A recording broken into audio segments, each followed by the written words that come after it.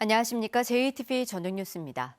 사회적 거리두기 완화 조치에 따라 오늘부터 도내 초, 중등학교의 98%가 전면 등교 수업을 진행했습니다. 전북교육청은 고등학교는 학생 수 900명 이상과 대학교를 포함한 모든 학교가, 초등학교는 98%, 중학교는 96%의 학교에서 전면 등교 수업을 시작했다고 밝혔습니다. 초등학교는 학생 수 1000명 이상, 과 대학교 7곳이, 중학교는 9개 학교가 등교와 원격 수업을 병행하기로 결정했습니다.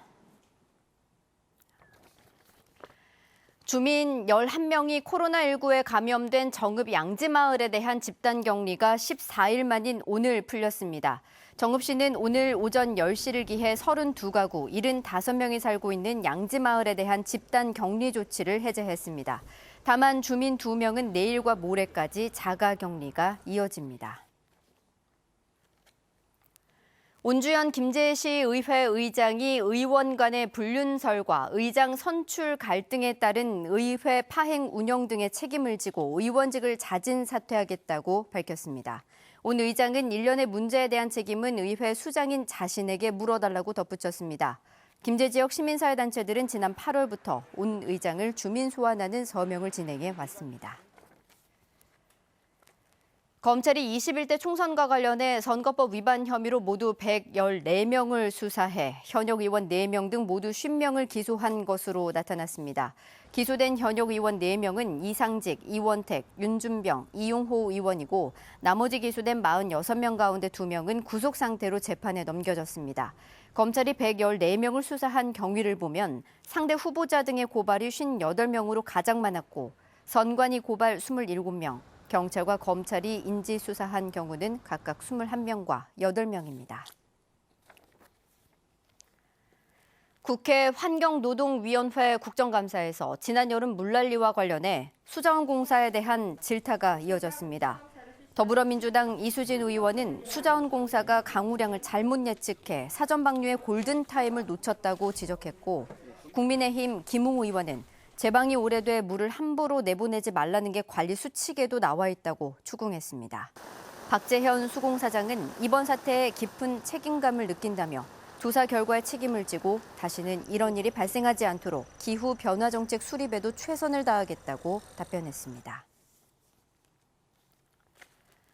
주택보증공사의 도시재생 금융지원 사업이 수도권에 지나치게 편중된 것으로 나타났습니다. 주택보증공사가 민주당 김윤덕 의원에게 낸 최근 3년간 도시재생 금융지원 현황을 보면 수도권의 전체의 67%인 7,500억 원이 지원됐고 전북은 1.8%인 207억 원에 그쳤습니다. 김 의원은 수도권 인구 집중을 완화하고 지역 균형 발전을 촉진하기 위해 고른 지원이 필요하다고 강조했습니다. 서울대 입학생 출신 지역에서 수도권이 압도적인 비율을 차지한 가운데 전북은 중하위권에 머물렀습니다. 서울대학교가 국회 이광재 의원실에 낸 최근 5년간 입학생 출신 지역 자료에 따르면 서울이 27%, 경기가 15.9%로 나타났으며 전북은 2%로 11위였습니다.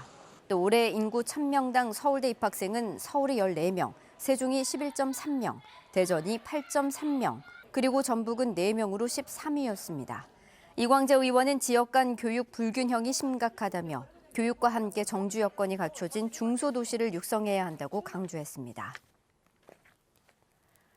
전주시가 아파트 단지 5곳에 초등학생 돌봄센터 5곳을 추가 설치해 다음 달 1일부터 운영합니다.